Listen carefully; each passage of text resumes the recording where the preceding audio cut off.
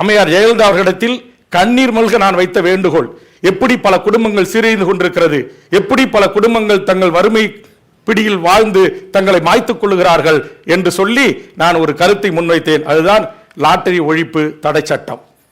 நான் அந்த பிரச்சனையை தொடுகின்ற வரையில் தமிழ்நாட்டில் எங்கு பார்த்தாலும் நீக்கமர நிறைந்திருந்தது லாட்டரிகளும், சுரண்டல் லாட்டரிகளும், சீட்டுகளும். உழைக்கின்ற பாட்டாளி வர்க்கத்தின் உழைப்பாளி அந்த வருமானத்தை கொண்டு போய் தன் பிள்ளைக்கோ, தன்னுடைய மகளுக்கோ, தன்னுடைய மனைவிக்கோ தருவதற்கு பதிலாக அவன் போகின்ற போது உழைத்து சம்பாதித்த பணத்தை சுரண்டி விட்டு அவன் வெறுங்கையோடு வீடு திரும்பினான். பல குடும்பங்கள் தற்கொலை செய்து கொண்டன. பல குடும்பங்கள் தங்களுடைய முதிர்கன்னியாக தங்களுடைய மகள்கள் இருந்தார்கள். ஆக அந்த பணம் பல்லாயிரக்கணக்கான கோடி ரூபாய் லாட்டரி மாபியா இடத்தில் செல்லாமல் தடுப்பதற்கு சட்டமன்றத்தில் வாதாடி கண்ணீர் விட்டு சாதித்தவன் வேல்முருகன். ஆதலால் எனக்கு ஒரு வாய்ப்பை தாருங்கள் என் தமிழக உறவுகளே என்று நான் கேட்கிறேன்.